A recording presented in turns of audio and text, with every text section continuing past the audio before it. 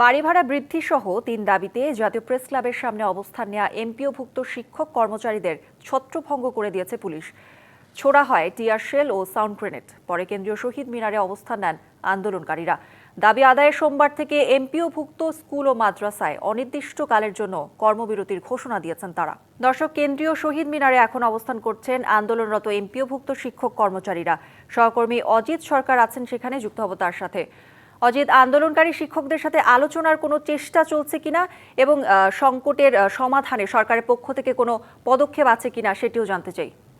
করি দুপুরে কিন্তু আপনি জানেন দুপুরে শিক্ষকদের এমপিভুক্ত শিক্ষকদের 13 সদস্যের একটা প্রতিনিধি দল কিন্তু অর্থ মন্ত্রণালয়ে গিয়েছিলেন। তারা অর্থ মন্ত্রণালয়ে গিয়ে ভারপ্রাপ্ত সচিবের সঙ্গে তারা বৈঠক করেছেন।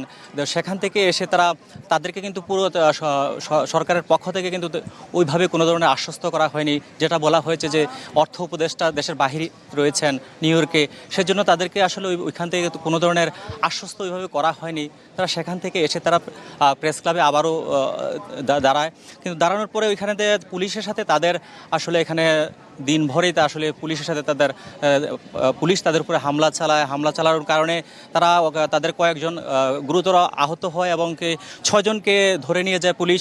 সে কারণে কিন্তু তারা ওইখান থেকে কিন্তু আসলে তারা এখানে কেন্দ্রীয় শহীদ মিনারে কিন্তু তারা অবস্থান নেয়।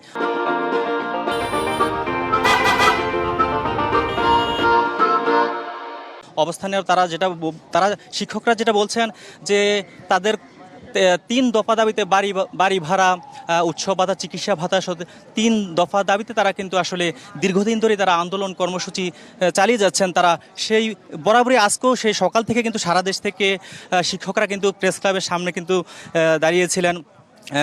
কিন্তু পুলিশ তাদের দুপুরের পরে পুলিশ যখন তাদের শিক্ষকদের উপরে হামলা চালায় তখনই তারা আসলে আজ কর্মসূচি তারা যে কর্মসূচি তারা ঘোষণা করেছিলেন পূর্বের যে কর্মসূচি, তাদের কর্মসূচি কিন্তু ছিল মঙ্গলবার থেকে সারা দেশে তারা লাগাতার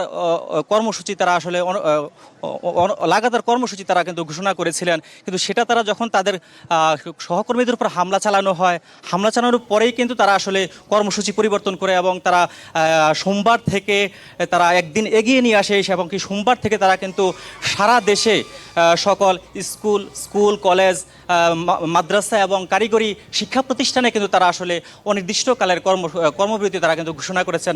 যতদিন না পর্যন্ত তাদের দাবি আসলে মানা না হয় ততদিন পর্যন্ত তারা আসলে এই কেন্দ্রীয় শহীদ মিনার অবস্থান করবেন এবং তাদের যদি পরবর্তীতে তাদের দাবিগুলো যদি প্রজ্ঞাপন আকারে জারি করা না হয় তারা কিন্তু এই কেন্দ্রীয় শহীদ মিনারই থাকবেন এবং এখান থেকে তারা আসলে তাদের দাবি দেওয়া এখান থেকে তারা আদায় করে নিয়ে যাবেন। এমনটাই শিক্ষকরা কিন্তু আমাদেরকে এমনটাই জানিয়েছেন।